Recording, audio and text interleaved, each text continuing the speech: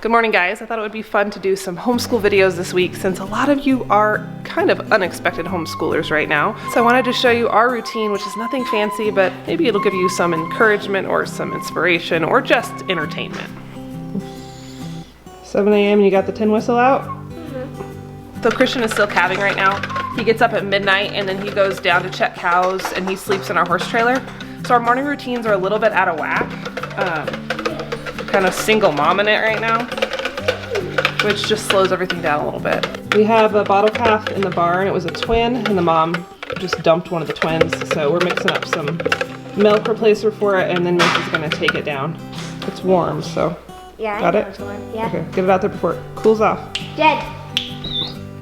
Dodo! Turbo! Come on.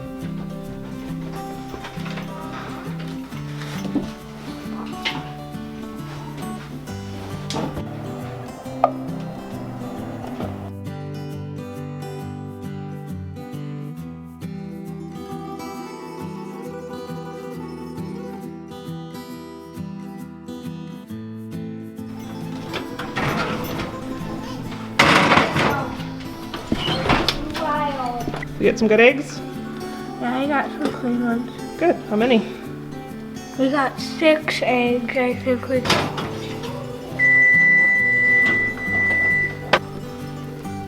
That's good. Guys, Daddy just called me and he's bringing another cold baby home.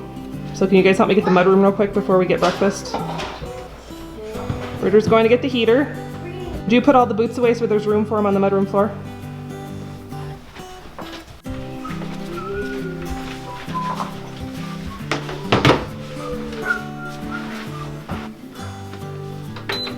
Good? Ready to roll? Okay. I have a mess. Huh? Looks a mess. He ain't that old. When was he born? I'm sure sometime during the night.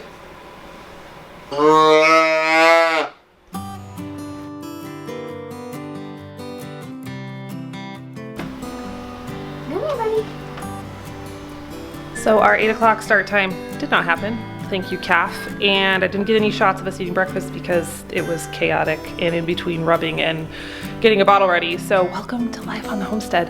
But now we have the school books out and here we go. There are 2 philosophies I try to follow in our homeschool routine. First off, we don't try to mimic public school. And I know that's a tendency that a lot of new homeschoolers are drawn to. They want to have a classroom with all of the trimmings, but the way I think about it is that public schools are set up the way they are for a reason. There's more kids, there's more teachers, there needs to be a specific structure, and that's just not the same in a homeschool environment. So we don't try to duplicate that exactly. Good. Why did you pick this aw instead of Because it can't this come one? at the end, because that one can't come at, this one can't come at the end. Right. Secondly, there's kind of 2 trains of thought when it comes to homeschool. There are those who school from 8 to 3 every day. They're very rigid. They're very, very disciplined. And then there's folks who do more of the unschooling approach, where they have no schedule, they have no set curriculum, and they let the child lead the entire learning process. I think I kind of fall in the middle of those 2 philosophies.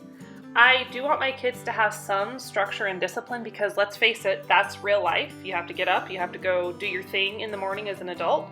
And so that's why we get up, we do our chores, we get dressed, and we start school, or at least try to, every day by 8 a.m. However, I also believe in the magic of free time and boredom and play with children. So we try to wrap up by 11:30 in the morning so they can get outside and play and explore and figure out what lights them up. So Sage is 4, and we've just started some light preschool stuff. She can count, she knows her colors, she knows some of the alphabet, so we won't really start a whole lot until this fall. Homeschool preschool is something that I just kind of don't do, which sounds horrible, but my kids get the preschool knowledge usually just from life, with just being around their siblings and living the homestead life, and so we don't really have a set preschool curriculum that we've ever done with any of my children. We just work on shapes and colors and alphabet songs and things like that just in passing, and they usually pick it up and are more than ready for kindergarten when they turn 5. So we've used Saxon Math for the last couple years. It's basic, it's simple, and I just like it. It's kind of a no-brainer to teach because the lessons are laid out. So it's not the snazziest math curriculum out there, but it works. Bridger is working on his math. So part of our homeschool co-op that we did this year, they have some math games. So Mesa's working on a game right now. So she rolls the dice, and then she has to use those 3 numbers and a combination of multiplication, division, exponents, addition, subtraction to get up through this path.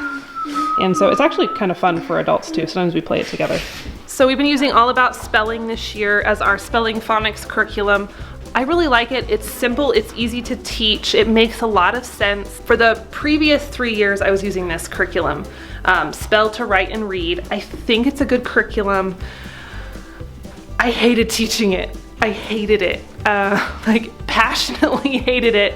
My kids hated it. It took me probably 6 hours the first year to figure out how to actually teach it because it's extremely confusing. And after 3 years of slogging through it, I just was like, I can't take it anymore. So I know there's people who love it, and it is a good curriculum. It does teach a very solid foundation, but I couldn't do it. Another thing we like to do is copy work, especially when we're in the 1st and 2nd grades, are not doing a lot of independent writing quite yet. Copy work just helps with the brain and hand connection. He's using his Easy Reader Bible today and just copying a couple pages. You like copy work? Yeah. Yeah. So for history, we have that as a part of the homeschool co-op we participate in, and a part of that is the kids memorize a timeline throughout the year, which is all the way from the beginning to modern times.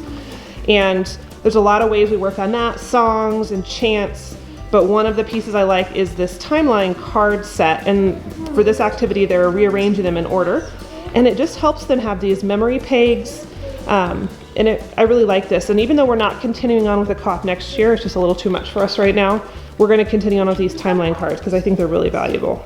Here becomes a Commonwealth, Mexican Revolution, World War I, and President Wilson. So Mesa's working on her paper for her writing class. She's doing a book report on a Genghis Khan story. It was part of history-based writing curriculum. And so she did the rough draft yesterday and the day before, and now we're typing it out for the final draft, right? Yeah. I also want you to know I didn't film the parts of the morning where the kids were grumpy or they weren't focused or I was impatient, because that happens. Now, are there days where I play classical music in the background and they're like, yes, mother, I will do all of my math problems and extra work? Yeah, they happen occasionally, but it's not all the time. It's real life, it's raw, it's messy. Sometimes we have bad attitudes, including me, but we still just show up and do it. And I think that's the important part, is just keeping on, keeping on. Our science curriculum is also tied into our homeschool co-op curriculum. So this week they are working on making an egg parachute or an egg protector to keep the egg from breaking when they drop it off a ladder. So lots of experiments, lots of question asking. Well, that's not on there. Well, this says this can come at the end, this cannot come at the end, and this is right here. I knew that was going to come at the end, So now we're pretty much done for the day. Our school morning was a little bit scattered this morning with the calf who's still in the mudroom, and Mesa had to go out and hold horses for the farrier, and it just was one of those days. So it didn't go perfect, and now the kids have free time, so they'll play this morning. So Bridger has been dying to take apart some pens and figure out how they work and how he can replace the ink of some pens that are out of ink. So he actually had a little bit of a hard time focusing in school this morning, because you were so excited about the pens. So that's what he started working on as soon as he got his books put away. Did you get it fixed? I think this has to have it on thing. Okay. What? Cool. So they'll play for a little bit, then we'll eat lunch, and then their afternoons are their free time. And so a typical afternoon activities would be me doing my thing, cooking, cleaning, working on the blog, or recording podcasts. they go outside, they play in the barn. Just depends on their mood. Sometimes it's Legos, sometimes it's art, sometimes it's cutting apart cardboard boxes and building things out of the cardboard. We do very little screen time, just a little bit in the afternoon, but that really, I believe, is the seed for a lot of creative play. So it's pretty laid back here in the afternoons, and I like it. Like if there's like an egg. We have a bucket full of eggs. We have eggs down there. Wait, are those the eggs from last year? Jed has. Jed's been eating them? Yes, he's been getting a whole egg and eat them. He's not And stupid. now we need to save them. Okay, how do you know they're not like a year old? These aren't. And These are just egg Okay. white eggs. That's fine. Just make sure you don't mix them up with the good eggs and we'll do the float test on them, okay? No, we're gonna keep them all in this bucket. Okay, cool.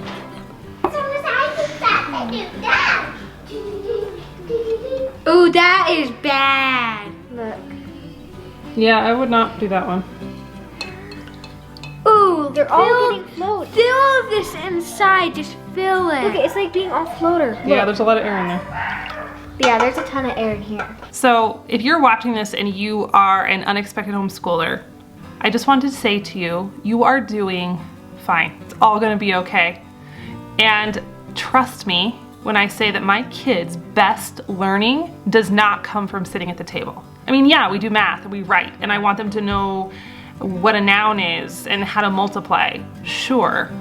But the things that really stick with them, and I feel like the things that are gonna impact them the greatest as they get older, that learning happens outside, or when they're taking apart pins, or when they're feeding the bottle calf in the mudroom.